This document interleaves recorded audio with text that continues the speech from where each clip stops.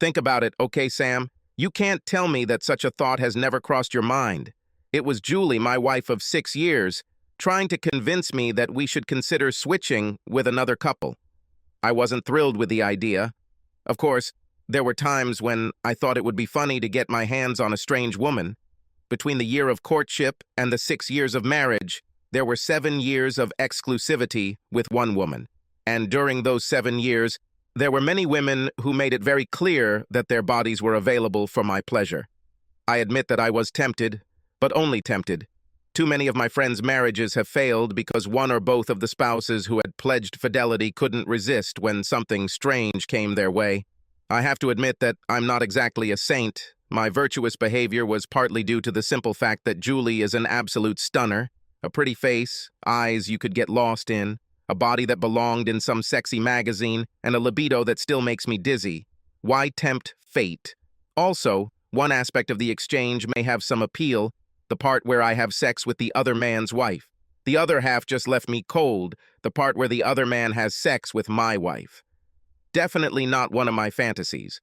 But then my wife tried to convince me that switching places could be fun.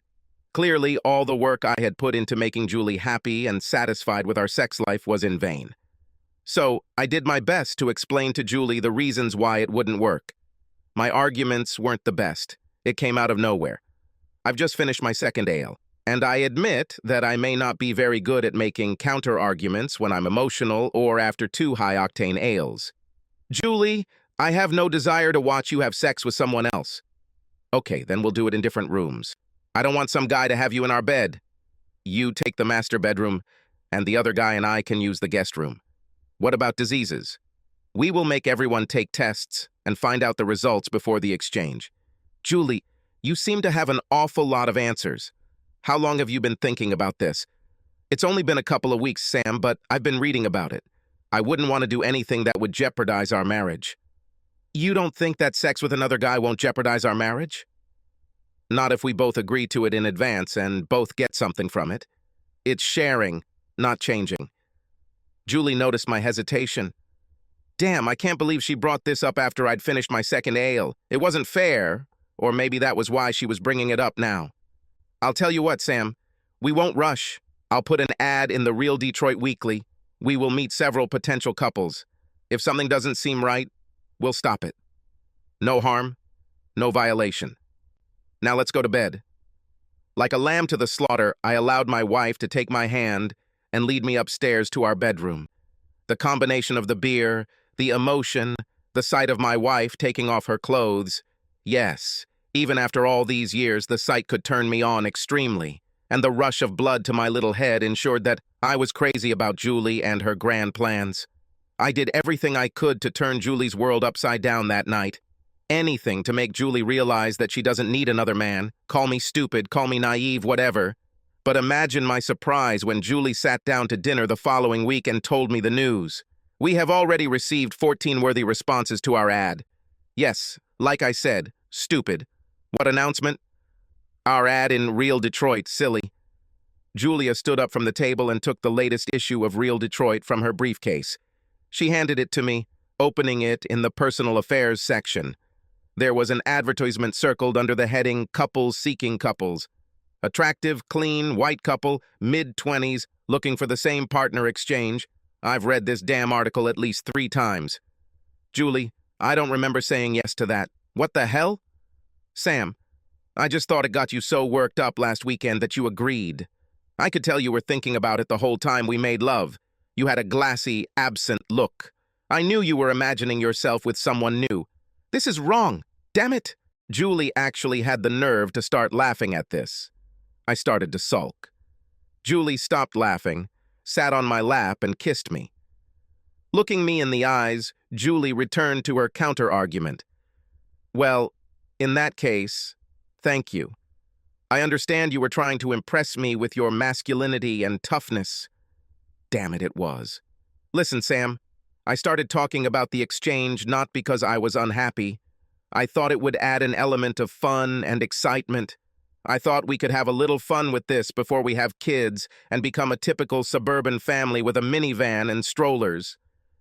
Julie hesitated for a moment before continuing. I'll tell you what. Let's just try it and see what happens.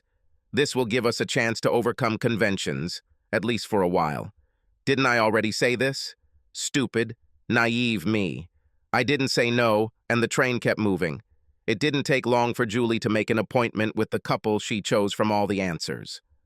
The following weekend, Julie and I were getting the house ready for an evening of fun with our new friends. On the table in front of the fireplace were 2 trays of appetizers, as well as open bottles of Merlot and Pinot Bianco. There were 2 sofas on both sides of the table. Everything was ready for the happy couple to meet. Everyone but me.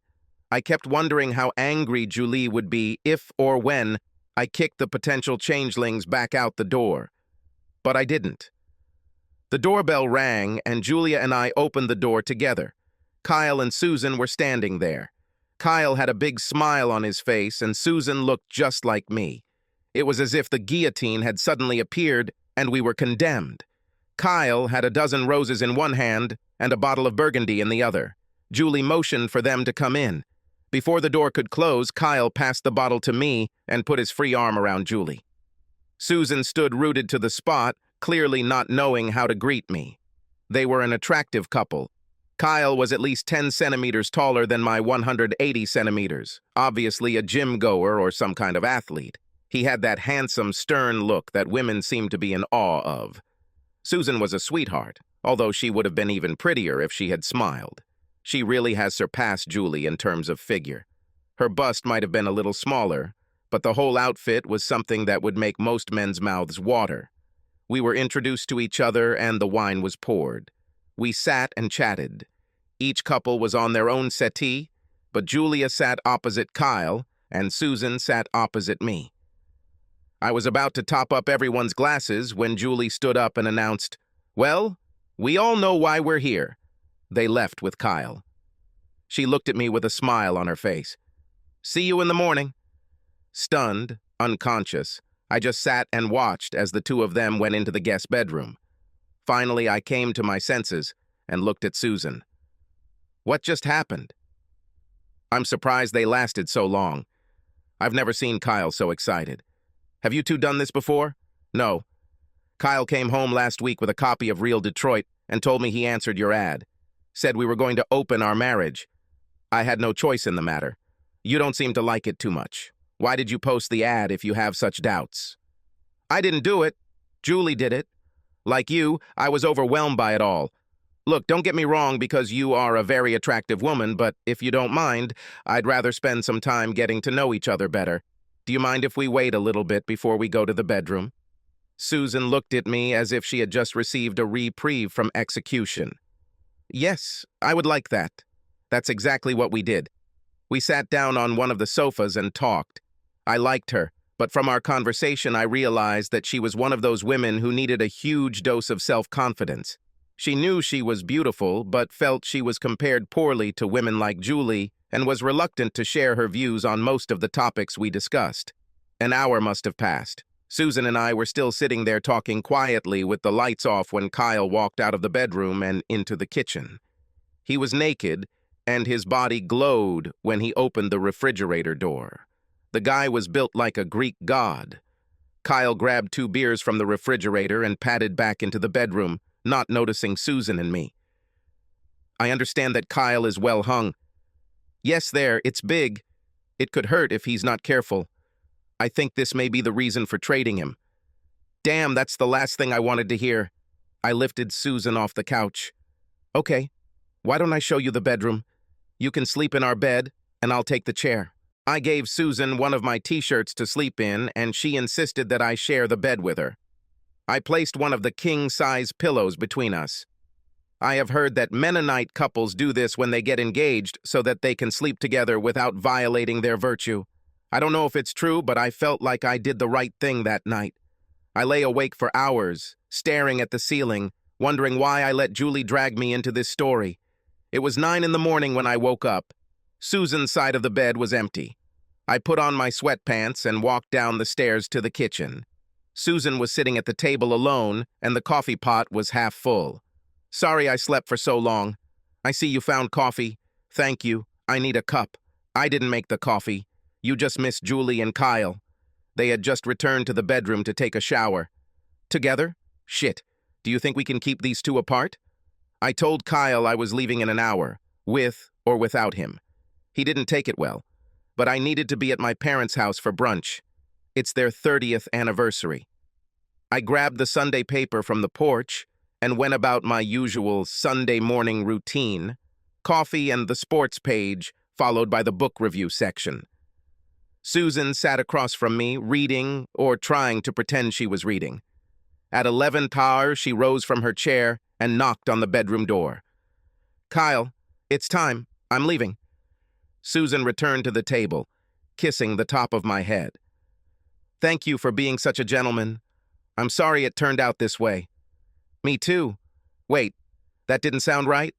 I don't regret that we didn't have sex. Well, maybe I'm a little sorry because you're so gorgeous, but I'm sorry. Oh, damn, whatever." Just then, Kyle walked into the room with a huge smile on his face that I wanted to wipe off. He patted me on the back and said something as he walked towards the front door. "Did you and Susan have a good night? See you, Sam." And then he walked out the door. I went back to the guest bedroom and looked inside. Julie was asleep and I left before I threw up. Julie didn't get up until 5 that day. I spent the afternoon on the treadmill. I didn't count the laps, but I wouldn't be surprised if I ran at least a half marathon. On the way home, I bought some Thai food. Enough for 2, in case Julie got up and got hungry. She was hungry. We sat down and ate. Julie was all so playful. "Did you and Susan have a good time last night?" Actually, we didn't do anything last night. None of us were in the mood. Julia sat with her chopsticks at the ready, her mouth open. "You spent the whole night with this beautiful woman, and you're telling me you didn't do anything?" "Yes, that's exactly what I'm saying. She said Kyle put it on her, and she wasn't ready to change." I wondered if Julie would catch the implication of my statement. She didn't. "Well, this is very bad.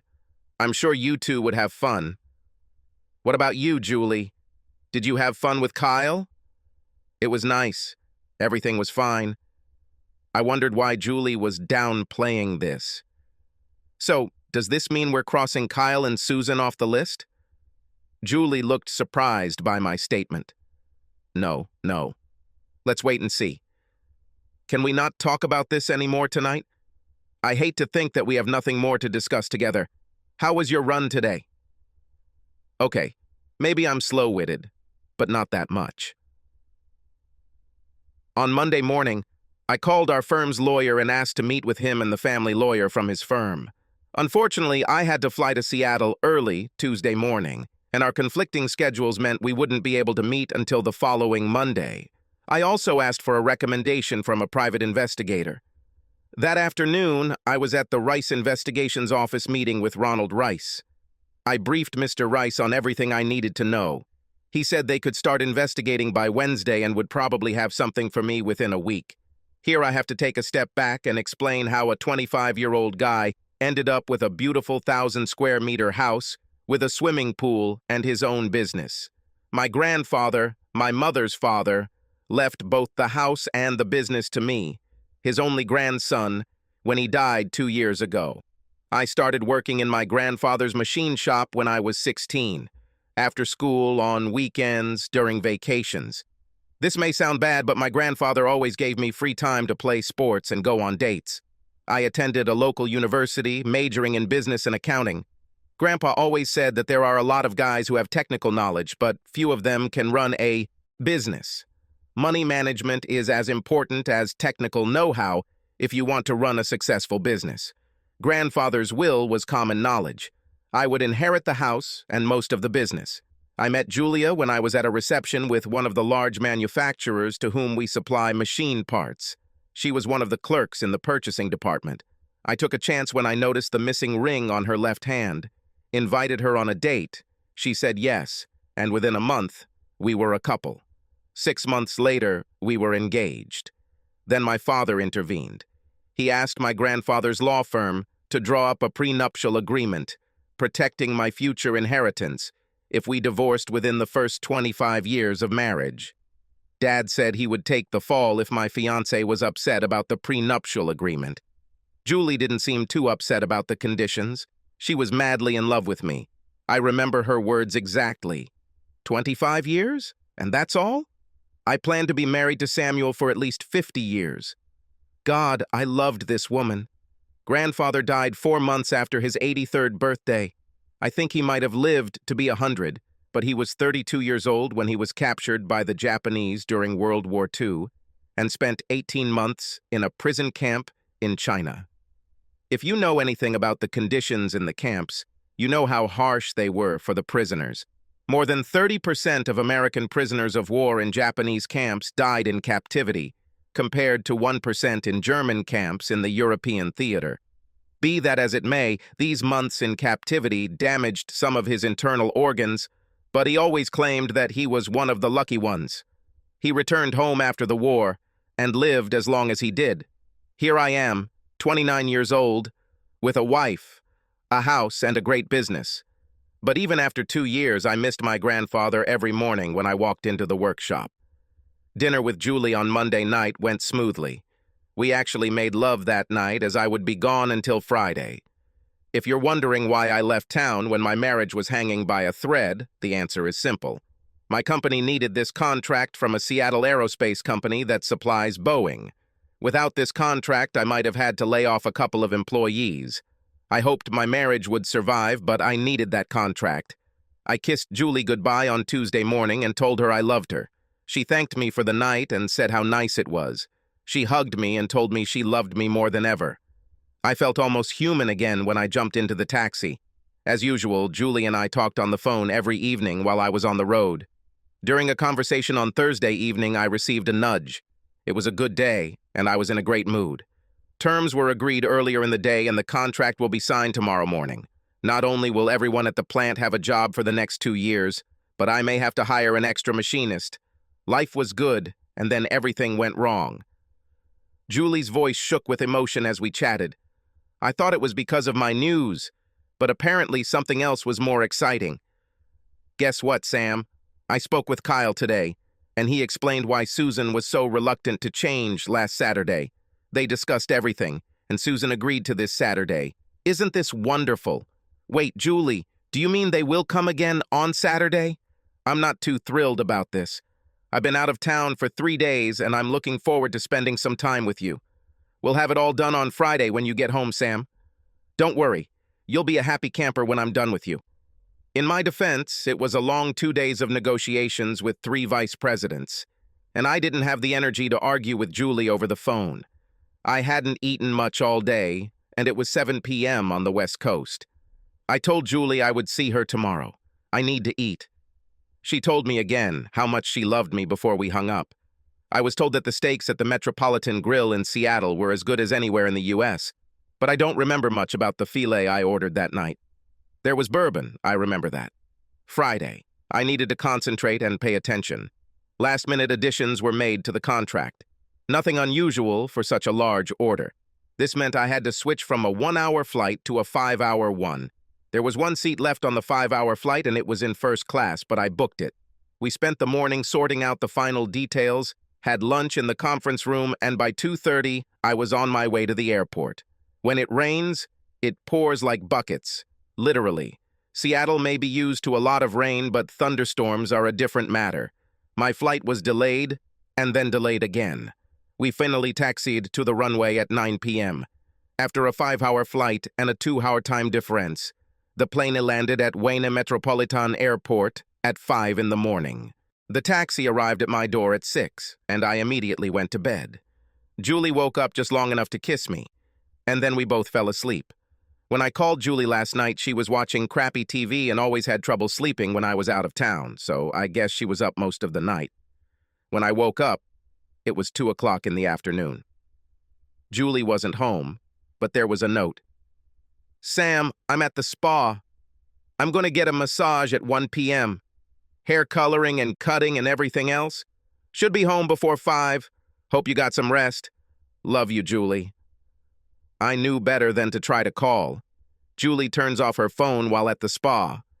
And no, I never worried that Julie was using this time to get away from me, not even this afternoon.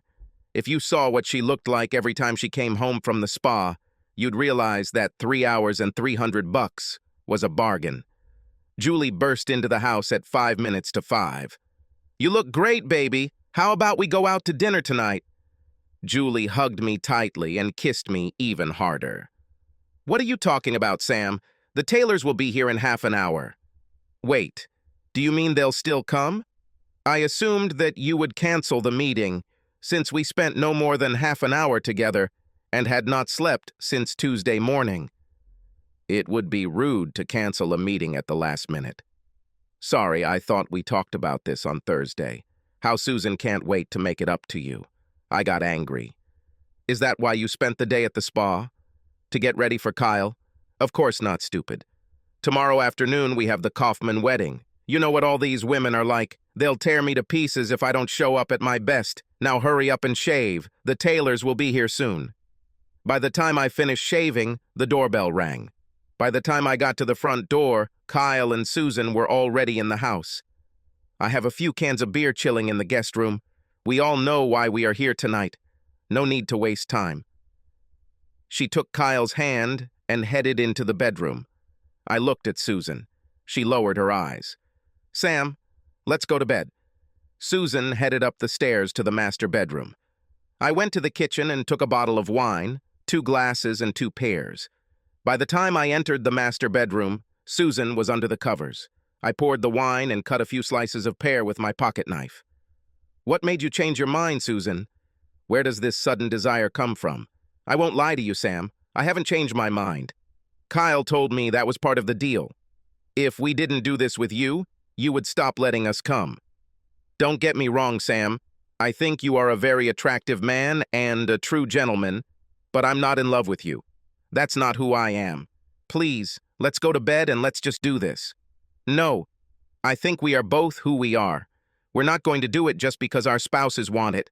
Let's drink wine and watch TV." And that's exactly what we did until Susan fell asleep around midnight. An hour later, I got up and went down to the kitchen to drink something stronger. I was pouring myself a glass of bourbon when I looked out the back window. In the moonlight, I could see 2 people in the pool. They were having sex. I didn't mean to watch them, but it was like my friend once told me. He was skiing when he stopped, looked up and saw a man skiing down the slope, apparently out of control. My friend said he didn't want to watch. The man was heading straight towards the grove of trees. The man crashed into more than one tree, and my friend still couldn't turn his head or close his eyes. My friend started crying while telling this story. This was 10 years after the event. That day, I saw a man die, and I could not look away. I couldn't either. I threw up in the sink. Luckily, I didn't eat anything solid all day except half a pear. I washed the vomit down the drain and headed back to the bedroom, pouring myself a second glass of bourbon. It dawned on me as I looked at Susan sleeping on the other side of the bed. I threw back the blanket and lifted the sleeve of the t-shirt she was wearing. I saw this before, but didn't pay attention. There was a large black and blue bruise on Susan's upper left arm.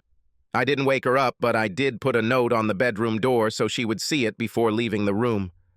"Susan, important, wake me up." It was early Sunday when Susan woke me up. "Sam, what is it? Why do you want me to wake you up so early?" I looked into Susan's eyes. "Where did you get this bruise on your arm?" Susan looked scared. "I ran into the door. I'm so clumsy. Why did you ask?" "I don't need this crashed into the door nonsense." "How? Tell me the truth." I lowered my voice. She still looked scared, but this time she answered me. "Kyle did it. He got upset when I told him that you and I didn't have sex last weekend. He said if I didn't do it this time, he would hit me again." "Did he beat you?" "When?" "Last year when we quarreled. He doesn't hit me often, but sometimes when he gets really angry, he gets a little carried away." "Susan, it doesn't mean a little skidding. Have you thought about going to the police?" I never knew, or at least never knew for sure, what a battered spouse was. But I had watched enough life movies with Julie to understand everything Susan said over the next 10 minutes. All excuses for her husband's abuse. All the reasons she couldn't leave him. All the reasons why she refused to admit the truth when police questioned her last year. Susan spoke, and I listened. not trying to argue with her. "Susan, don't worry. I'm going to tell Julie and Kyle that we had sex last night. You should say the same. Tell Kyle we've done this twice. Remember, twice. Tell him I was a gentleman, and it was a pleasure. Not cool or anything. Just cute. We need our stories to be true, but we can't let Kyle get jealous. If Julie and Kyle want to get back together next weekend, go for it. Don't act like you're impatient. Just tell him it's okay. You understand?" I didn't tell Susan what I actually had planned for the coming week. I didn't trust her enough to not spill the beans if Kyle was mean to her. He might not have hit her again if he didn't think she was hiding something. When Julie and Kyle came into the kitchen later that morning, I played a game. "Kyle, you were right. Susan and I had a fantastic night." The looks on Julie and Kyle's faces almost made me feel sick again. Kyle and Susan left soon after. Julie and I went to the Kaufman's wedding and reception, acting like the loving couple everyone expected to see. Julie hinted while we were dancing that I could expect some action when we got home, but by the time we walked through the door, I told her I was too tired. I think she was relieved. She was probably still sore from last night. Monday will be a long day. I held a short meeting at work, assigning tasks to each of the managers of my company to prepare for a new job. At 10:30, I was out the door. Meeting Ronald Rice opened my eyes. Here's what I found out. Kyle Taylor was a sales representative for a company that did business with Julie's company. They must have known each other well before Julie brought up the topic of trading with another couple. The newspaper advertisement was a ruse to hide the obvious intended outcome. Kyle Taylor has a history of run-ins with the law. One of the reasons he would never advance beyond sales representative was his criminal record. 1 conviction for battery and a felony for assault. Kyle was lucky with his job, although both sentences were passed more than 6 years ago. He was investigated, but his wife Susan did not press charges, and he was released. By now, I wasn't too stunned to learn that Julie and Kyle had a long lunch last Thursday at the hotel. The more I heard, the more surprised I became that Julie, who I thought was a pretty smart woman, got involved with such a snake. Did she have any idea who she was having sex with? My meeting with the lawyers that day set everything in motion. Both lawyers listened to the chain of events leading up to today. They were glad I didn't have sex with Susan, but I noticed something in the way they looked at each other that made me uneasy. What?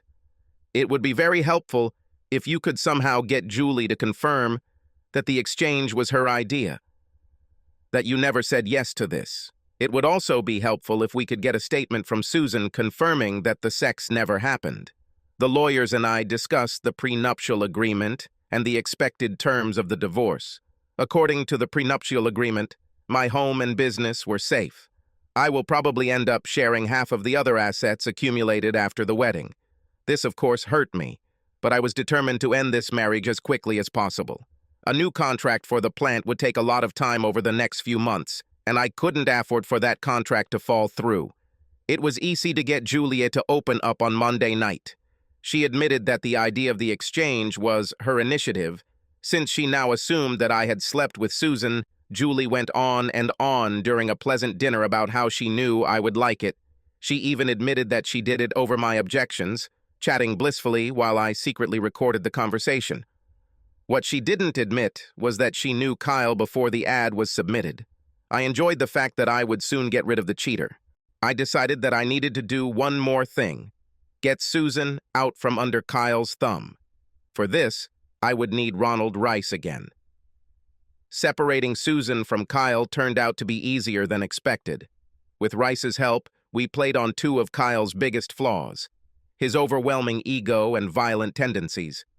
I called Kyle and asked him to meet me at a bar under the pretext that I needed to understand his secret recipe for making my wife enjoy sex. I acted like a stupid cuckold on the phone, told him that Julie just hasn't enjoyed sex with me since we started swapping. What was his secret? Kyle couldn't help but swallow my words of sorrow at his excellent lovemaking. The fool agreed to sit with me and share his knowledge about women. On Wednesday, we met and sat at a table in a bar. I listened to him, All this time, I continued to buy drinks. Kyle must have had 4 beers and 4 whiskeys in the hour and a half we were there. I thanked Kyle and told him it was time for me to leave, but asked the bartender to get Kyle one last beer before I left. Just to thank you for your help. I wasn't there when the second part of the Kyle ambush happened, but Rice told me the next day that things couldn't have gone better. One of Ron Rice's partners, one John Henson, leaned over the back wall of the booth and quietly said that Kyle was complete crap. Obviously, the whole thing was a provocation, but Kyle was too drunk to realize it, and as Henson walked past Kyle with his back turned, Kyle hit him. Henson screamed, and the bartender and 2 patrons called 911 while Kyle was subdued by 2 other patrons.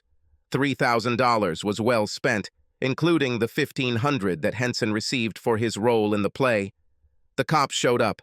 Kyle was arrested and charged with assault and battery. As a result, he had to serve 2 years.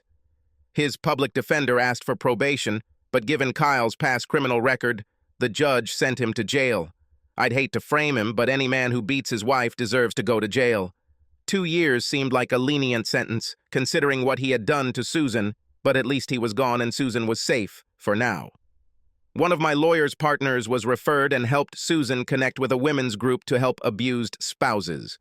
I also asked a friend of mine who had a small business to offer Susan a job. It was only an entry-level position, but it helped Susan transform from an abused wife to an independent divorcee. As for Julie, things moved quickly on Friday. After meeting with my personal banker, transferring some money, and closing several joint credit card accounts, Julie was serviced on Friday evening when she returned home from work. I decided not to serve Julie at work, even though it would have been nice to embarrass her in this way. My lawyer advised me to remain calm until a settlement was reached. I took his advice, and in the long run, it turned out to be a smart decision, financially speaking. The locks have been changed. Julie was greeted at the door by my lawyer's representative and handed a packet of divorce papers. Before Julie could open the package, I called her into the dining room. "What is this, Sam?" she asked, holding the package in her hands. "These are divorce papers, Julie. Sit down for a second." Julie just stared at me as she sat down. "Julie, I know you set up this whole charade for me so you could sleep with Kyle without me knowing I was set up. I know you two knew each other before all this started. I know you met him last week while I was out of town. I'm not going to stay married to a liar and cheater." Julia resisted. "But you slept with Susan. Don't play Mr. High and Powerful with me." I never touched Susan. We only told Kyle that lie so she wouldn't get beaten up again. You didn't know that. At least I hope you didn't know that. Kyle beat Susan after the first weekend when she and I didn't follow through on your agreement. We had to fake it the second weekend for her. It doesn't matter now. Your little friend is in jail. He will most likely be there for some time. I sure as hell hope you don't do something stupid. For example, you pay a deposit for him. If you do this, I will make sure that the financial agreement is changed in the divorce. Julie spent the next half hour trying to convince me that we loved each other, that we could forget about it and start our family. She even tried that it was just sex crap. I kept my cool. It was hard not to yell at her for ruining our marriage and stymieing my love for her. It was already late, and I paid the lawyer sitting in the living room by the hour. I ended the call and told Julie to gather some personal items so she could find a place to live while the courts sorted out the details of our divorce. Julie had her own credit card and access to a checking account that still had a few $1,000s left in it, so she wouldn't be sleeping on the streets. It's a pity, but the law doesn't work that way. My phone rang 5 or 6 times that night after she left until I decided to turn off the phone and try to get some sleep. When I turned on my phone the next morning, there were just as many messages on my voicemail and even more texts from Julie. It wasn't fun or easy. I had a good divorce lawyer looking out for my financial interests, but nothing filled the giant hole in my heart. There were times when I almost stopped the divorce, thinking that I should give Julie another chance, but each time I remembered her deceitful actions and realized that I could never trust her again. During the divorce proceedings, Julie's lawyer tried to argue that I was just as guilty because I had sex with Susan. Susan's testimony stated otherwise. But her lawyer continued to make a big deal out of it until Susan and I suggested taking lie detector tests. This silenced him. My recording of Julie's confession that she had tricked me into the arrangement was never entered into the record, but the judge still listened to the transcript before ruling it inadmissible. How can you not hear something and forget it? I'm sure that had something to do with the final decision, which was fair, but far less than what Julie's lawyer wanted.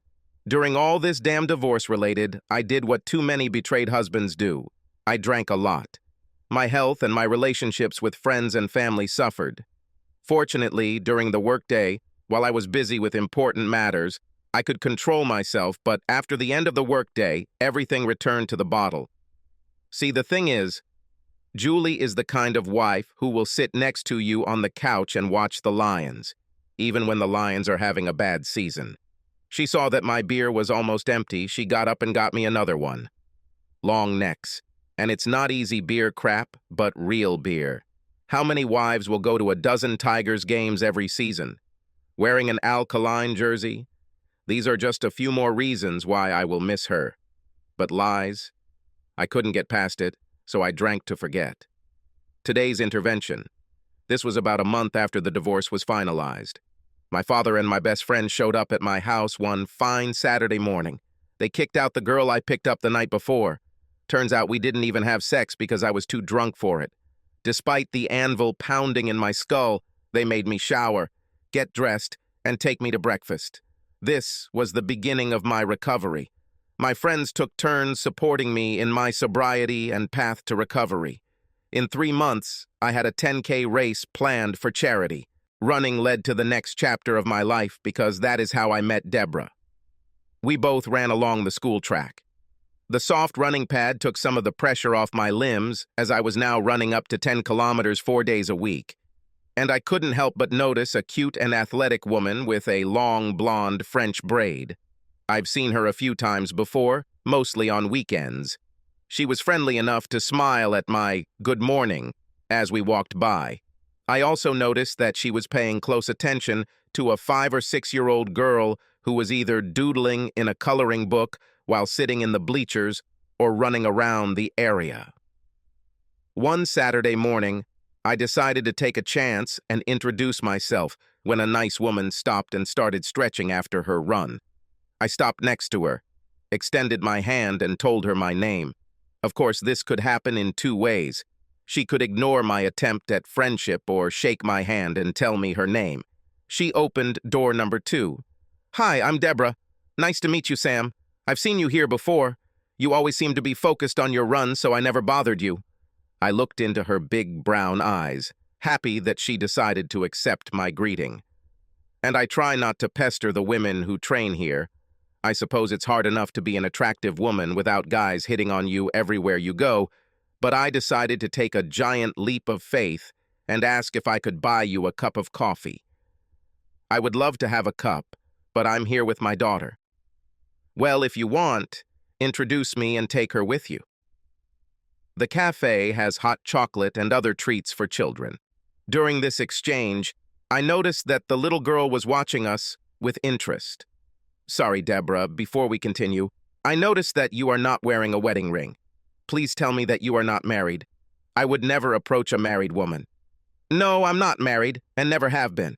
My daughter's father ran away a few months after I told him I was carrying his child. He was not ready to become a father or a husband. I'm raising Linda alone. By this time, the little girl was standing next to us, and I was introduced to Linda. Linda greeted me politely and seemed delighted by my offer of hot chocolate. We took our training bags. Linda grabbed her coloring supplies, and the 3 of us headed to a local coffee shop a block down the street. As we sat in that coffee shop, little Linda was enjoying her hot chocolate with a smile on her face. Deborah and I were making small talk over a cup of coffee. I felt something, but I couldn't describe it. Almost a year passed before I realized how I felt at that moment. At the time, I was too absorbed in having fun with these 2 charming ladies to attach much importance to it. My affair with Deborah began that Saturday morning. While talking over coffee, we planned to have a real date the following weekend, and everything worked out perfectly. Deborah and I had a lot in common: music, movies, politics. Over the next 2 months, We spent at least one weekend evening together. Linda was with one of her two grandparents or with a nanny. I tried to include Linda in our plans for at least one day every weekend. The little girl seemed to accept me and take a liking to me. Every once in a while, I would spend a weeknight having dinner at their house.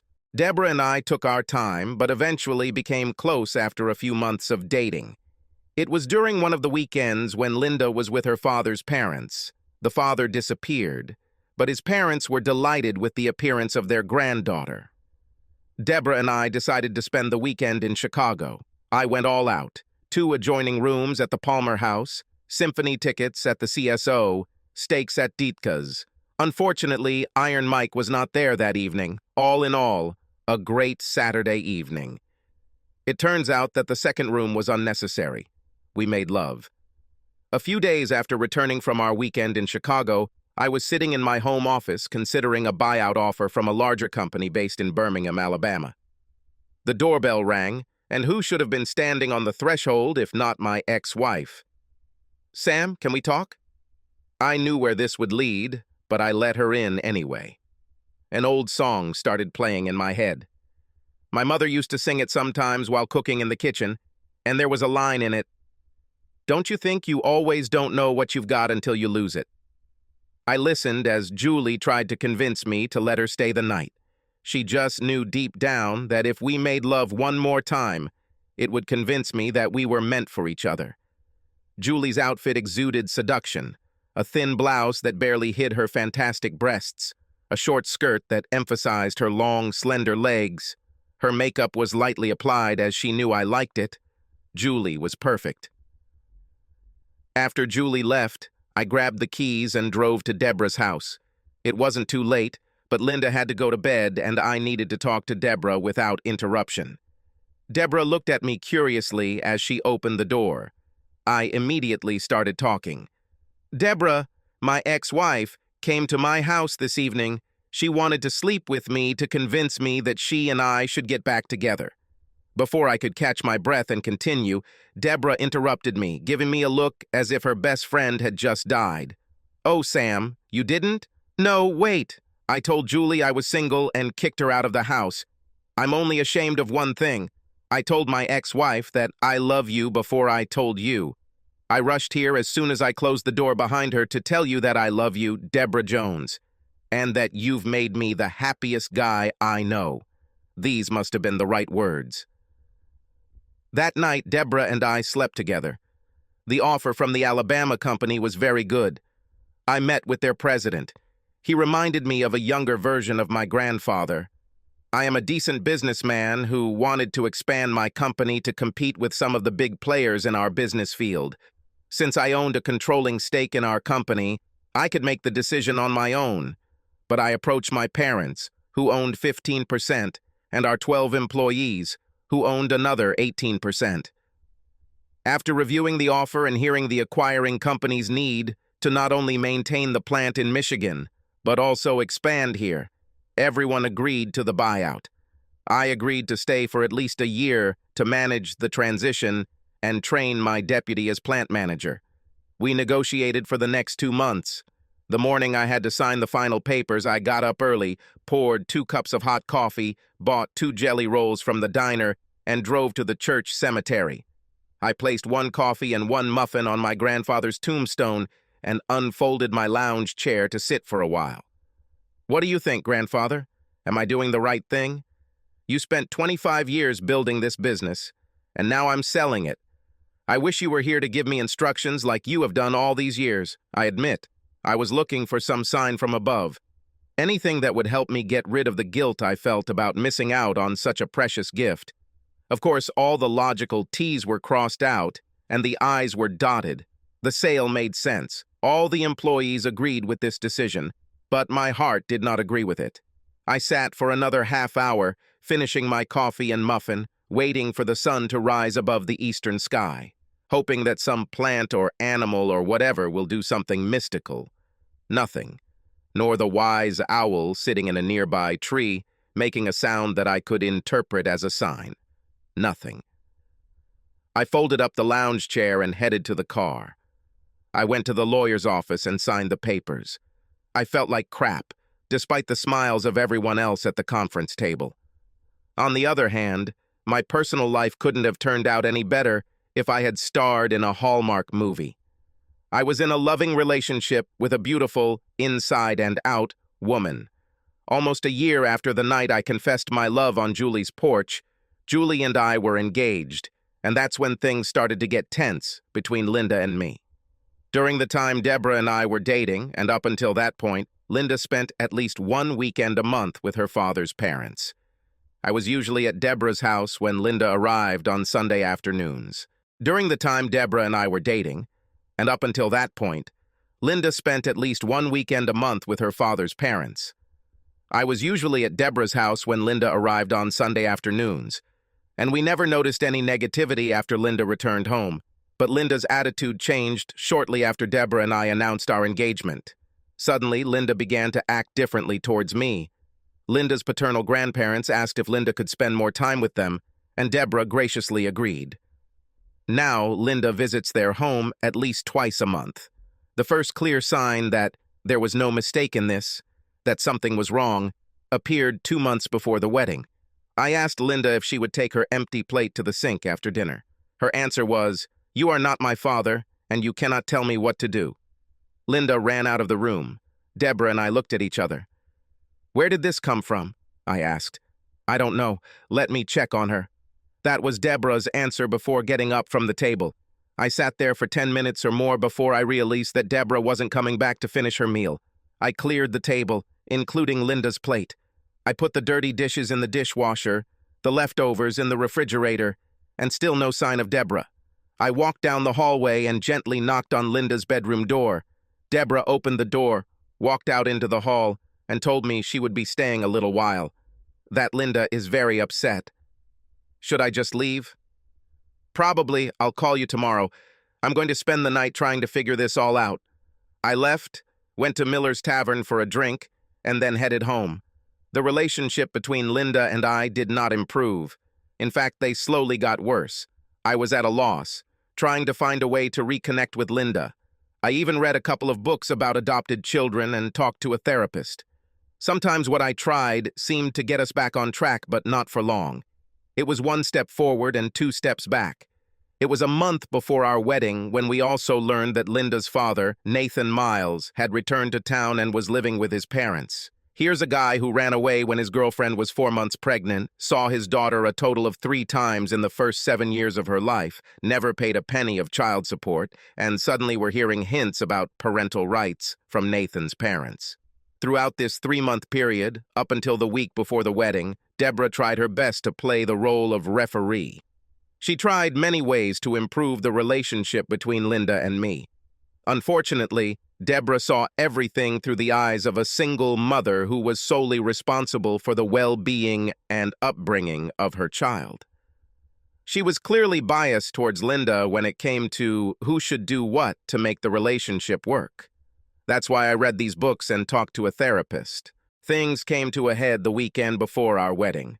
I was sitting in Murphy's drinking a bottle of beer when Nathan Miles walked through the door.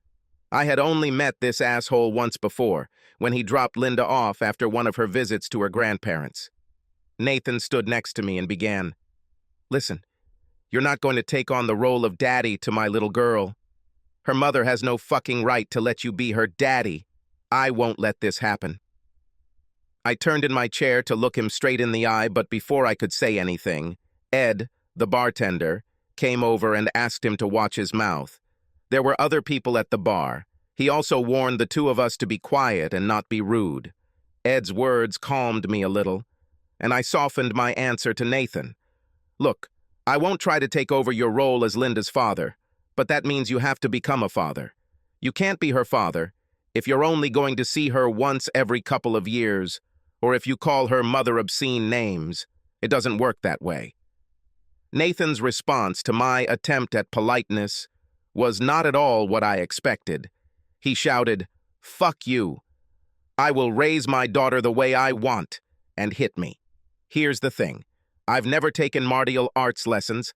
I've never served in the military or as a secret agent, and I've never carried a gun in my life. But I have a very strong head, and I was lucky that my father taught me to defend myself and respond if I got into a fight. For probably the third time in my life, I applied what my father taught me to Nathan. Before he realized what had happened, I gave him the change. The ambulance and the police arrived at the same time. I'm incredibly lucky. 2 other patrons heard my subdued verbal response to Nathan's initial outburst, and at least 5 patrons saw Nathan hit me first as a provocation. I spent over 4 hours in the hospital emergency room on Friday night. As I left the hospital early Saturday morning, I was trying to figure out how I was going to turn the left side of my head toward the camera during wedding photos. The left side of my head was shaved for the 6 stitches the doctor gave me. I didn't need to worry. I won the battle but lost the war. Saturday afternoon, I knocked on Debra's front door. She opened the door and Linda was standing behind her. Linda started screaming at me, "I hate you, I hate you. You tried to kill my dad." Debra walked out onto the porch, closing the door behind her. Linda is very upset now. Nathan's parents picked her up early and took her to visit her father in the hospital. They said you tried to kill him. I know it's not true, but he's pretty badly hurt. Listen, Debra, I didn't start the fight. Just look at my head.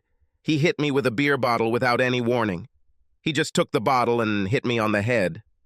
Sorry, Sam. Why would he do this? What triggered it? He said I tried to steal his daughter. I explained that there was nothing like that. He hit me just like that. All I did was defend myself. I believe you, Sam, but I have a little girl who is traumatized after visiting her father in the hospital. I think we need to postpone the wedding until I can calm Linda down. What could I say? No. You have to marry me next week, even if your daughter cries and screams during the ceremony. I nodded my head, told Debra I'd call her later, and then turned around and went home. I actually called Debra. Sunday, Monday, Tuesday, and every day for the next 2 weeks. She hung on the phone for a while, promised to see her soon, and then hung up to take care of my daughter, or something like that. After 2 weeks, I told her we needed to talk. Debra arranged for her parents to look after Linda, and we met at a nice cafe down the street from her house. It didn't go very well. Sam, it's not getting any better. Linda flatly refuses when I ask her to invite you to dinner. She continues to say that you tried to kill Nathan. Did you tell her that he hit me first? Yes, but it doesn't fit in my head. She refuses to listen to me. Nathan's parents won't let her forget that it was Nathan who ended up in the hospital. I think we'll have to put off any talk of marriage for a while. Marriage? Damn it, Debra.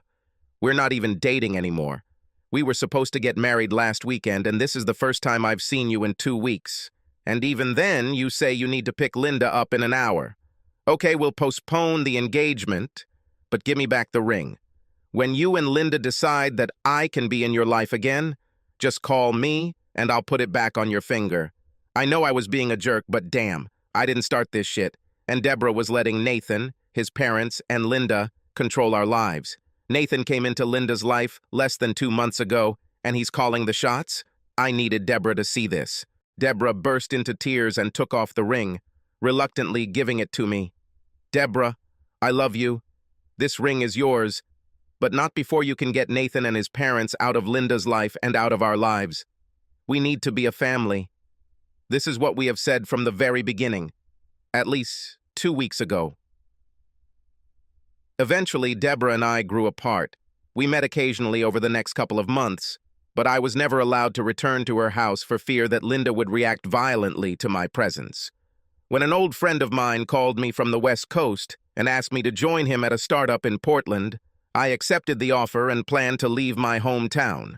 My year of work at the acquiring company has passed. It was a good time for a new life. As I was packing up my things, I found a photo of Debra, Linda, and me. When I looked at the photo of the happy trio, I remembered that first day in the cafe, and it dawned on me. The feeling I had that day when the 3 of us sat together for the first time. What I felt was the influence of other cafe patrons. They saw how happy we were at that moment and smiled at what seemed like a strange family scene. I only saw Debra once after I moved to Portland. I was back in town visiting friends 5 years later when I ran into her in a local park. Deborah was walking behind a stroller with a small child inside. Deborah still looked well, but sad. I didn't avoid her when I saw her coming down the path towards me. We said hello. I looked into the stroller and complimented her on her beautiful baby. This is not mine, Sam, but my sister's. I never had another relationship after our breakup. It's just Linda and me. What happened to Nathan? He left town about 4 months after you left. Linda still spends time with his parents, but Nathan probably saw her twice before he died 2 years ago. That's probably good. He would most likely do something else to ruin her life like he ruined ours. He was a sick son of a bitch. Did Linda ever admit her role in our breakup after she saw her daddy leave again? No, Sam. Linda was the center of my world before you came into my life, and then again after you left. I spoil her. This is my life. Tears welled up in Deborah's eyes, and at that moment, I needed to leave. I was tempted to say something stupid like live your life, but I didn't say anything. What a waste. So let's go back to when Deborah and I broke off our engagement and I moved to Portland. Now I am 32 years old, 1 failed marriage, 1 broken engagement, and my heart is broken again. The distance from my hometown and all the reminders of failed love affairs would do me good. There was one positive aspect to my miserable life. The business startup my friend invited me to join was a brewery. Kevin Daniels, whom I met in college and spent many an evening drinking with, decided to start a microbrewery. It turned out that he had a talent for making exceptional ale, but no real experience in running a business. So he called me and asked me to join him. I would run the business and he would brew the beer and run the kitchen. We made a good team. The talents complemented each other and our business grew and prospered. Within 3 years, we opened a second branch. We were making 6-figure profits and also putting more money into the business. My personal life sucked. I dated some women and slept with a few of them. Overall, life was good. Not great, but good. Then I met Gwen. Gwen was an unmarried woman, the only single woman at a dinner party hosted by Kevin and his wife Sally. This was another obvious attempt by Sally to help me find someone to share my life with. It was obvious to Gwen, too, and the two of us had a little fun. During dinner, we had a few minutes to talk, and I discovered that Gwen was a smart woman with a beautiful smile and a good figure to boot. Right after dessert, Gwen said she had to go home. I asked her if I could call her sometime and set up a date. She said yes, but I would need to give her a little warning because she would need to hire a nanny for her 2 children. Needless to say, I didn't call. About a week after the dinner party, Sally came into the pub and my booth. Sally looked furious. I thought you were going to call Gwen and ask her out. She said, she hasn't heard a peep from you, and I think she's very hurt. I really liked Sally, and I certainly didn't want my partner's wife to be mad at me, so I responded to her as politely as I could actually do. Sally, Gwen has children. You know my story with Deborah. Do you think I should get involved with another woman just to have her kids ruin everything again? No thanks. Sally stared at me for a moment. Wow, I didn't even think about that. I'm sorry. I just thought you two seemed to be getting along last Saturday. I forgot about Debris and about what happened. Apology accepted. If you talk to Gwen, please tell her that I think she is beautiful and smart. Please tell her that I am sorry if I deceived her. If necessary, tell her why I will not call her. Okay, Sam, I will take care of it. Sorry. Sally left my booth, and I went back to my beer. 2 days later, I looked up from my desk and saw Gwen. She was even more beautiful than I remembered from Saturday dinner. Hello, Sam. Can I come in? When will I learn? I stood up and invited her in, closed the door to my office and pulled out a chair for her to sit. She was wearing a mid-thigh skirt, and her legs were longer than I remembered. Her white blouse contrasted nicely with her dark complexion. Then I noticed her eyes, light brown with green flecks. I don't remember ever seeing eyes like these before. Her dark hair fell just below her shoulders. I had to focus on her words because I was half drunk looking at this beautiful woman. Sam, Sally told me why you didn't call. It is understandable why you would be wary of children after such an experience. But I am not that other woman, and I think if you met my 2 children, you would see that they are different too. What about their father? Their father lives across the river in Vancouver. He sees them twice a month and about a month in the summer. He had a new family, which just so happened to include my ex-best friend, with whom he accidentally fell in love and she became pregnant. Now they have 2 children of their own. It's pretty lousy. Isn't it terrible when you find your loving spouse getting it somewhere else? What's next? I thought Sally said you broke up before the wedding? Sally didn't tell you, but I was married before the Deborah fiasco. My wife decided she needed a little more and we got divorced. But let's get back to your situation. So the ex won't pull any tricks if we start dating? I won't get ahead of myself, but let's just say that if I get married again, his alimony will disappear, although he will continue to pay child support. He keeps asking me when I'm going to find a man, an asshole. Now, I probably scared you away with such talk. Sam, it was nice meeting you, and I would love for you to come over next week and have dinner with me and the kids. Just a nice, casual dinner. Can I cook something to bribe you? Anything but what we serve here in the pub. I end up eating here 5 or 6 days a week. Are you familiar with Italian cuisine? I have my mother's recipe for lasagna. I could make it with garlic bread. Lasagna? Is it true? What evening? Gwen smiled. I could get used to that smile. I showed up the following Tuesday with a bottle of Chianti and a small bouquet of flowers. I met Jake, 7, and Robin, 5. 2 very sweet, very polite children. There was still half an hour left before dinner was ready. Jake asked me if we could play catch before dinner. I didn't bring my mitten, Jake. You could take one of Daddy's. He left a couple here. I looked at Gwen. A couple? Matt played for the Portland Sea Dogs. That's where I met him. It's a long story that we can discuss when the kids aren't here. I thought I saw a slight blush appear on Gwen's face as she told this story. Jake grabbed 2 mittens and we headed to the backyard. The kid had great hands and could catch, which surprised me since he was only 7 years old.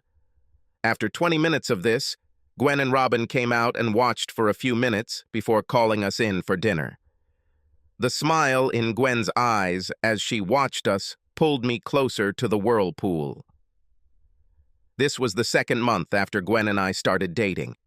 I was invited to accompany Gwen and the kids to a preseason barbecue for Jake's Little League team. A get-together of sorts organized by the coach to get parents involved before the season. First training.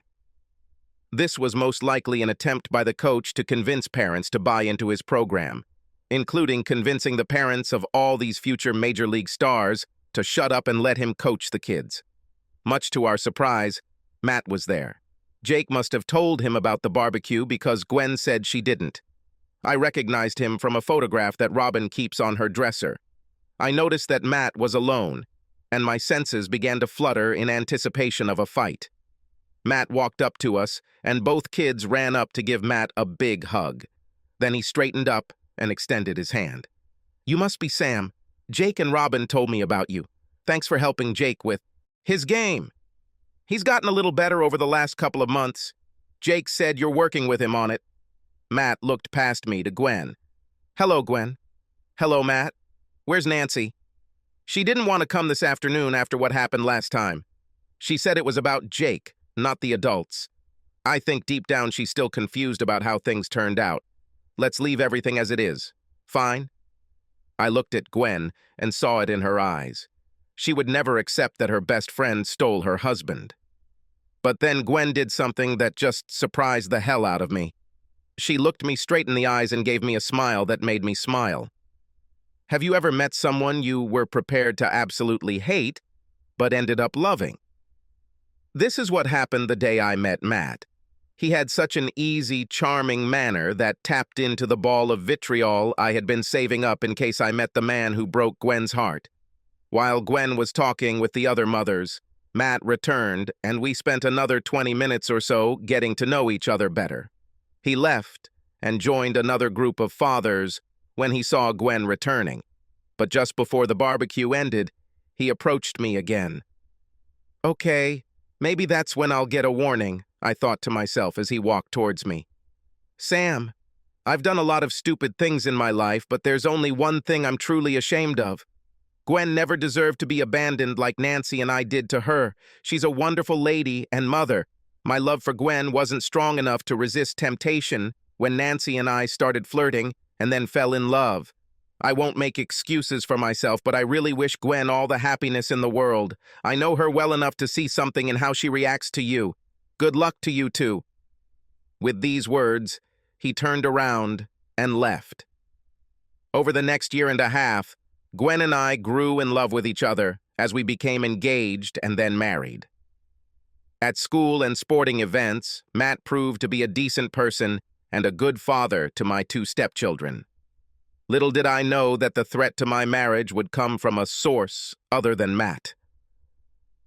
During the first year of our marriage, Gwen and I bought a nice old house in a great part of town, located on a 20-acre lot. Both Jake and Robin were settling into their new schools and seemed excited when Gwen and I told them about our plans to have another child or two. Robin was actually excited at the prospect of becoming a big brother. Jake was at an age where he was more like, "How does this affect me?" It was a friendly area. Several of our new neighbors came to greet us with small gifts. Donald and Joan Green, who lived next door, were the friendliest of all. A week after moving in, they invited the four of us to dinner. Gwen and I were invited to a small party for 3 other couples that the Greens were throwing the following weekend. "Maybe too friendly," Gwen commented as we left the party the following Friday night. "How many times did Joan flirt with you this evening?" "What?" I smiled because I really couldn't remember how it happened. Typical ignorant man. Gwen continued to undress for bed, watching me for signs of deception, but she noticed my confusion and simply smiled back.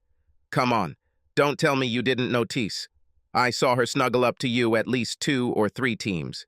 And when Donald asked me to dance, I thought he was trying to trip me up. Damn. I felt like we were back in high school. I looked back and actually remembered watching the 2 of them dance. At the time, I thought Donald was just a lousy dancer, but now I know better. What a goat. I'll have to keep an eye on him. It's fun, but it was a weird party. When I spoke with the Collins couple, I felt like I was being interviewed for a job. And when we said we were leaving, the Greens seemed disappointed, but the others breathed a sigh of relief. It was as if they couldn't wait for the door to close behind us. The girls invited me to join them at a spa they are going to visit on the coast next month. I'm not sure I want to go. Why not? When was the last time you had the opportunity to have a girls' weekend? Not once in all the time I've known you. And you always say how you wish you had several girlfriends. Think about it. By this time, Gwen had pushed me back onto the bed. Are you trying to get rid of me? You know that's not true, I answered, kissing her. Up until this point, I had avoided saying anything about our sex life. I always considered myself lucky that the 2 previous women in my life were very good lovers. I'll just state that with Gwen, I'm not missing anything. Next month, Gwen was due to join the ladies for a 2-day weekend at a luxury spa. I was invited to join my husband at Donald's house for poker. We've been playing poker for a couple of hours. Booze flowed freely. The language and themes became more and more obscene. Hal Collins even shared some intimate details about their sex life. More intimate than I was willing to share, although I could feel 3 pairs of eyes on me, waiting for me to relax. After another 10 minutes of banter, Collins said to David, "Why don't you get another deck of cards? They don't bring me luck." David laughed before standing up and grabbing a deck of playing cards from behind the counter. At first I thought that the cards would be marked and I would start losing, but then David shuffled the cards, Larry cut the deck, and David dealt each of us 5 cards. Before picking up my cards, I examined the backs as carefully as possible for any markings. When I turned over the cards to see what I was dealt, I got the biggest shock of my life. Each card featured a photograph of Joan Green in very revealing outfits. In some photos, she was alone, and in others, she was with other men. I looked up. All 3 men laid their cards face up on the table. I looked from the cards to 3 pairs of eyes fixed on me with stupid grins on their faces. David was the first to say something. "What do you think about this, Sam? I ordered them special." All three began to laugh at my silence. If you still haven't understood this, we are exchanging wives, and we'd like you and Gwen to join our group. I found my voice. It will not happen. Neither Gwen nor I are not engaged in treason. Sam, it's not cheating when you agree to switch, and I wouldn't be so sure that your little innocent Gwen is that innocent. What you don't know is that Joan and the other girls talked to Gwen, and Joan told me that Gwen seemed more than a little curious. Why do you think they planned this spa getaway? To give us a chance to talk to you and convince you that you can have your cake and eat it too. I started to get up. Bullshit. David tossed me 2 cards. Look at them, Sam. Do you think any woman could resist trying this at least once in her life? Add some illegal substance to her and she'll crave it, like the rest of the girls. It's worth a look. I was so angry that I thought I could pounce on the 3 of them and beat them to a pulp. Part of me kept my sanity and realized that I didn't believe their claims about Gwen's involvement in all of this. I needed to talk to Gwen before I did something that would land me in jail. I walked out the patio door and returned to my home. Standing in the kitchen, I had to think. I held the phone in my hand, ready to call Gwen, but I hesitated. For this conversation, I needed to look Gwen in the eyes. It was already 2 a.m. Gwen was due home in 10 hours. Then we would talk. Unfortunately, Gwen's parents dropped Jake and Robin off at the house half an hour before Gwen got home. I couldn't have this conversation when 2 kids could overhear us. The situation was made worse when I saw the look on Gwen's face as she walked through the door. Something was wrong. She hugged me wonderfully, kissed me on the lips, but there was sadness in her eyes. My heart wanted to burst. What's happening? Gwen, we need to talk. Yes, Sam. We need to talk, but not here, in front of the children. I'll take tomorrow off. You can? We'll talk in the morning when the kids go to school. Fine. For the rest of the day, Gwen and I danced around each other, concentrating as hard as we could on the kids to pass the time. The hardest part was going to bed. We went to bed 2 hours later than usual. I spent those hours in the garage. When I finally climbed into our bed, Gwen moved in and hugged me. I love you. That's all she said. I took sleeping pills. I think Gwen did the same. I passed out after a few minutes. I woke up with the sun shining through the window, a good sign for Portland. I came downstairs just as the kids were leaving to catch the school bus.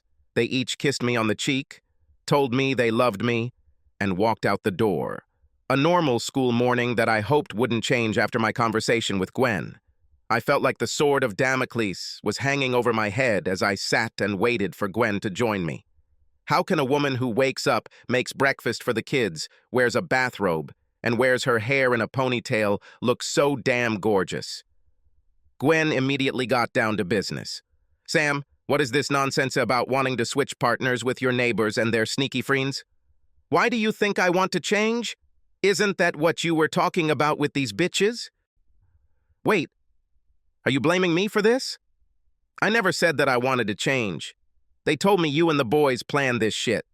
They said that's why you convinced me to go to the spa with them. I told them that we both got divorced because our spouses cheated and we had an ironclad pact against cheating. They told me that it is not cheating when a husband and wife agree to switch partners. It's the same shitty phrase they used against you. Gwen and I looked at each other. It may have been early morning, but the light bulbs in our heads went off at the same time. Crap! They played with us! There were tears in Gwen's eyes. Now, I regret that we didn't talk about it last night. Yesterday, I was worried all day that we would have a protracted fight over their offer to join them. I continued telling Gwen about the card game, about the cards with sexy photos of Joan Green and the conversation that followed. Gwen told me that women tried to play with her in the same way. They made it sound like I was interested in the exchange and wanted her to go along with the plan. We walked in circles, and in the end I had to ask, what makes you think that I would be interested in these women? Didn't I say that you are my ideal? Sam, you should know by now that almost every woman, especially in her 30s, is at least a little insecure. And I saw all 3 of these women naked last weekend. They all look great, especially Joan. I don't know if she had a job, but this woman is well built. Maybe, But she also sleeps with everyone.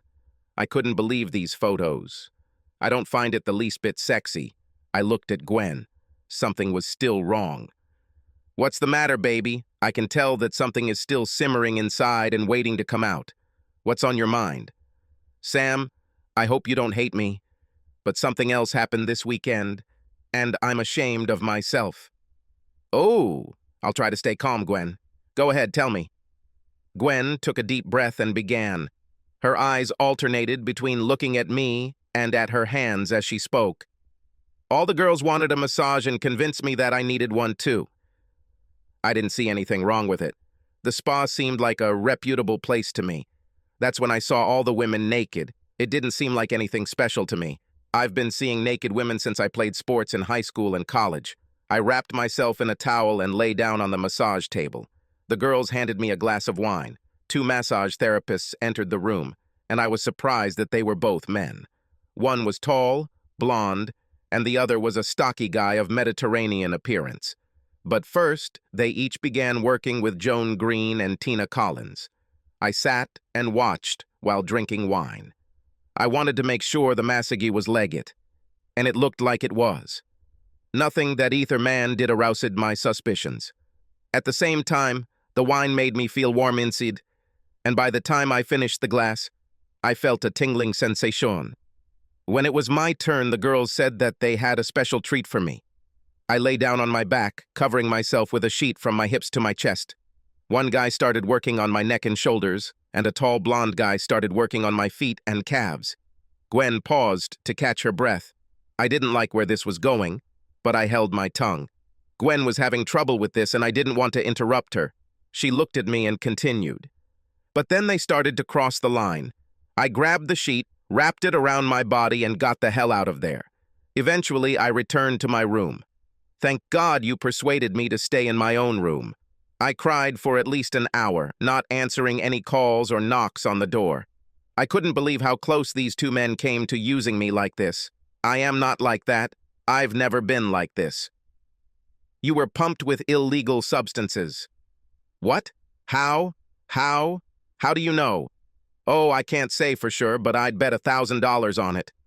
The way you described the feeling after 1 glass of wine. You always handle your alcohol better. And the other day, David was bragging about how women go crazy after taking illegal substances.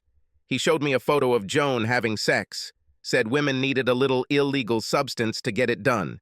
These people make me feel worse every minute. They set you up like that. What do we do? It's probably too late to get a blood test, but let's call Dr. Malone and see what he says. Then we need to think. I realized that Gwen had never heard the full story of why Julie and I got divorced. She knew Julie was cheating, but I never talked about the attempted swap with the Taylors. Gwen listened as I told her everything. It was a long day. Now I had a huge problem. Gwen and I had just bought this house and were now living next door to a sick couple who were trying to manipulate us with lies and illegal substances to lure us into their twisted group. We couldn't afford to sell the house. We would have lost tens of thousands of dollars. Besides, with the exception of the Greens, we like the area, and the children have just moved in too. But how can we live next door to people we absolutely hate and disgust us with? Plus, part of me just wanted to make them suffer for their attempt to manipulate us, regardless of our marriage. They may even have been the reason for the previous owner's divorce. If we couldn't move, perhaps the Greens could be persuaded to move, but how? I racked my brain for several days until it dawned on me. Both the Greens and Collins had reputations and prominent positions in the city. They were switching spouses, but they kept it a secret. And even if someone thought the Greens were in a liberal city like Portland, was it such a big deal? Most people would think that this involves an exchange of partners between 2 couples. What is the problem? But I saw those playing cards. Photos that Donald thought would excite me and entice me to join their little gang. More than a few photos were taken by their pool. The Greens had a high fence for privacy and bushes that prevented any snooping. I even looked out of our upstairs bedroom window and saw nothing. Besides, it wouldn't do me any good to film their next games from anywhere on our territory. This would most likely be an invasion of privacy. I could embarrass the Greens. maybe even get them to move, but I would end up getting sued and probably lose. I had to find a way to film it from a location that couldn't be tied to me. Drone. I've been researching drones and finding that even the quietest ones can be heard when they're hovering overhead at night. How to position the drone for filming without hovering overhead? I looked at the top of Green's roof and an idea came to me. It would take practice and patience, but I think it could be done. With the general plan in mind, I sat down next to Gwen and told her my plans. I thought it would take some strong convincing, but Gwen not only supported me, she identified some gaps in my original plans and suggested improvements. One thing was clear. This only concerned the two of us. No one, not our children, not our parents, not our best friends, was supposed to know what we did, at least until the statute of limitations expires. I bought the quietest drone I could find and paid cash for it. Anyone who grew up playing video games will attest to how easy it is to fly a drone. With a few hours of practice, any gamer can land a decent drone with a good camera on a dime pad, or better yet, with a few leg extensions, on a roof canopy. A second proboscis-style camera will be attached to the front of the drone, giving it the appearance of a mosquito. I took a few days off and went out of town to train. By the second evening, I was able to get the drone to hover from the back of an abandoned barn, along the top to the front. Place him on the front of the top so that his proboscis hangs over the edge. I was ready. Now I needed a way to find out when the Greens were having fun. It turned out to be simple. Although I couldn't see inside their complex from the second-floor window, I could through a small hole I drilled into the wall from the attic. I inserted the second camera into the hole and connected the repeater to my laptop. Every Friday and Saturday night for the next 3 weeks, I checked the camera every few hours to see if there was a party going on. On the Saturday evening of the third weekend, I found myself in this mud. At 10 o'clock, there were 3 couples and 4 unaccompanied men in the pool area. Nothing was happening at the moment, but there were opportunities in the situation. I went to the garage, took the cover off the drone, and launched it. I walked out of the garage and looked up and down the street. Everything was quiet. I used the controls to lift her off the garage floor, out the door, and over the front lawn. Running back into the house, I turned on the monitor and opened the drone camera app. Now I controlled it with the camera so that it moved along the roof line until it was at the very edge of the top. She landed on top smooth as silk, exactly where I needed her to be. I turned on the proboscis camera and focused. The camera captured 2/3 of the pool area, clearly enough to see faces even in low light. I let the computer record what was happening and went to the kitchen to get a beer. This was my first chance to tell Gwen, who was watching a movie in the living room, what was going on. She took a glass of wine and joined me in the office. Just after midnight, we had enough footage for a decent adult film. I had all the necessary personnel. As the party next door moved inside, I fired up the drone again and pointed it back toward our garage. I spent Sunday morning editing the video. There would be no doubt about who the main characters were. The faces of David and Joan Green were featured prominently. The movie editing program was easy to learn. Within an hour, I learned how to zoom in on the parts I wanted to show and even learned how to freeze the action. Overall, 30 minutes of what I thought was a great adult video. I showed Gwen the final product. Gwen's evil grin told me everything I needed to know. It took several days to upload copies of the video to various free sites. Several Tumblr accounts happily uploaded snippets to their sites. Several other amateur sites took the full 30 minutes to load. Once enough copies had been aired, I began the final phase of telling the Greens' neighbors, business associates, and co-workers that the video was available to watch. I was especially careful to make sure that the advertising campaign could not be associated with me, but once the campaign was launched, it took on a life of its own and grew. A week later, a for sale sign appeared on the Greens' front lawn. I heard they moved to Los Angeles. They probably fit into the right company there. No one ever guessed how the video was filmed, since the camera angle left no doubt that the video was taken from the Greens' own home. Most people assumed that the Greens were filming their own games, and the recording was intercepted or the video was stolen.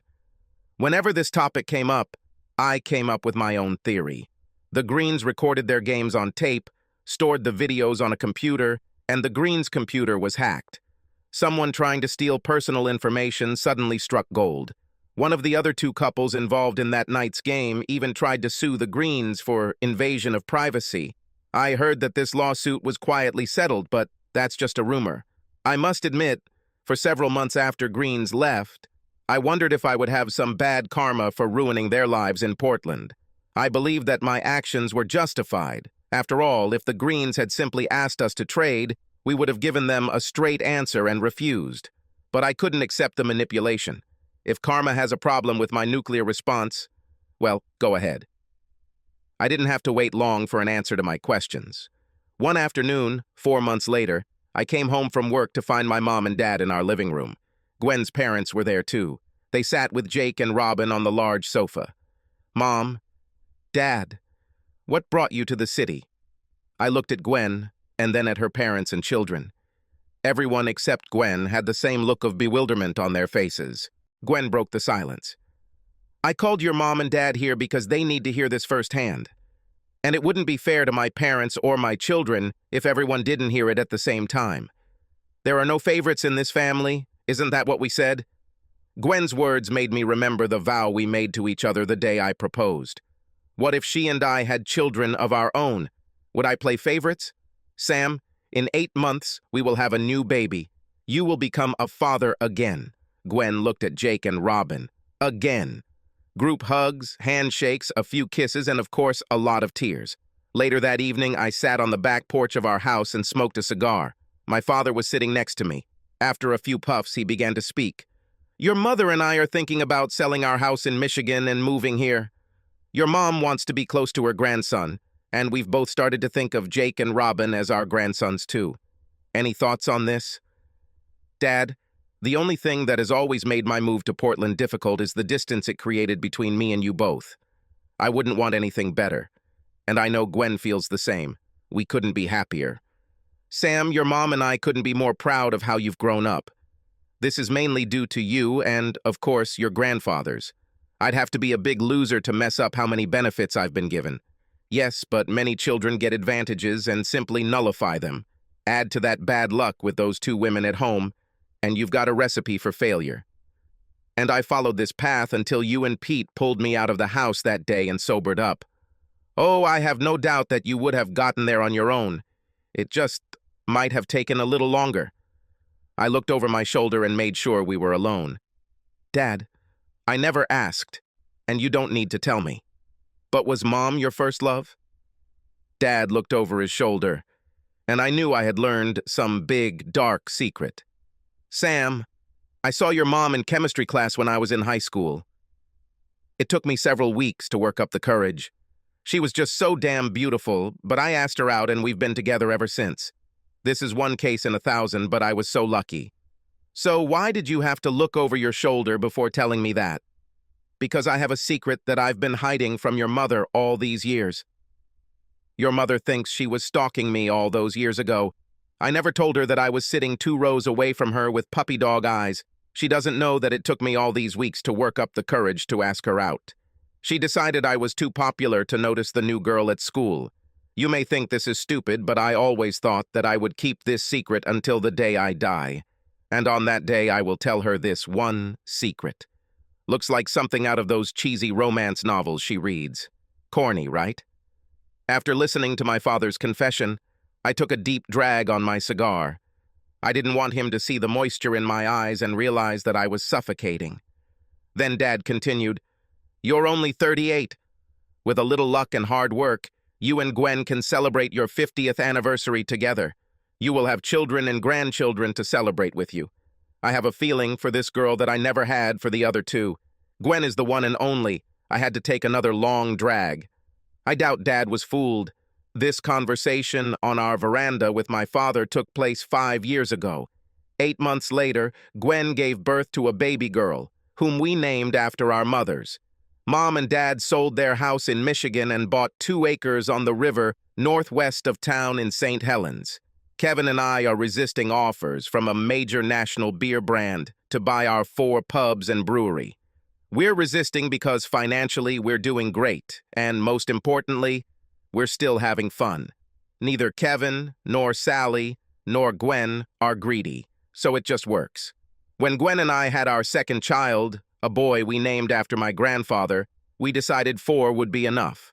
The way Gwen has stayed in shape after 4 children is a miracle. I look at this woman every chance I get. She laughs loudly because sometimes I sit on the toilet and just watch her shower. It's like my personal adult show that I don't want to share. It took a few years, but we even invited Matt, Nancy, and their 2 kids to our house for Thanksgiving dinner. It was a difficult decision, but we decided that it would be easier for Jake and Robin as they grew up if all the adults in their lives could be together in one room, especially if it is to celebrate and give thanks for all the blessings we have had in life. Gwen's parents and my parents were there too. That night before dinner, we had to sit down with Gwen's mom and explain the rules. This woman may have a sharp tongue and still gets angry when Nancy's name is mentioned. But the first Thanksgiving went off without a hitch, so we did it again last year. I think it made the right impression on my stepchildren. I guess that was my way of saying, maybe a little long-winded, but there was nothing else we were doing in hell, sitting on that river and pretending we were going to catch some fish today. That life just throws you a curveball sometimes, especially when it comes to finding the one. It took my father 1 try and it took me 3. But I'm enough of a romantic to believe that everyone has a soulmate. Just remember not to settle. Sam and Julie's cancer was destroyed by cheating. Julie got Sam into a partner swap agreement with another couple, Kyle and Susan, even though Sam was against it. It was later revealed that Julie had engaged in a sexual relationship with Kyle long before their exchange. He was revealed to be a man who beat his wife, Susan. As a result, Sam filed for divorce. Sam, after his divorce, meets Deborah, a single mother, and her daughter, Linda. They begin a relationship and plan to get married soon. However, a week before the wedding, Linda's father, Nathan, appears and confronts Sam.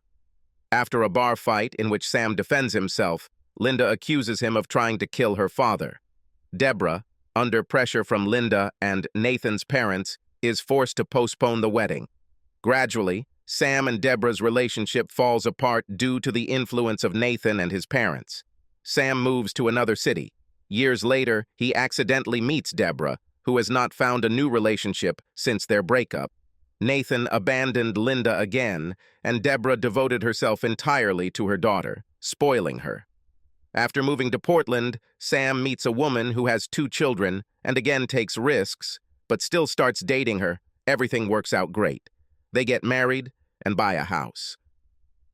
After a party with the neighbors, they realize that they tried to force them to agree to an exchange of spouses with deception and manipulation, but they did not fall for their hook, but on the contrary, by filming explicit footage of the neighbors' sexual games from a drone and posting them on the internet, they managed to survive these perverts from next door. The relationship between Sam and his 3rd wife has become even stronger. They have 2 more children together. The business is working great. Life is wonderful.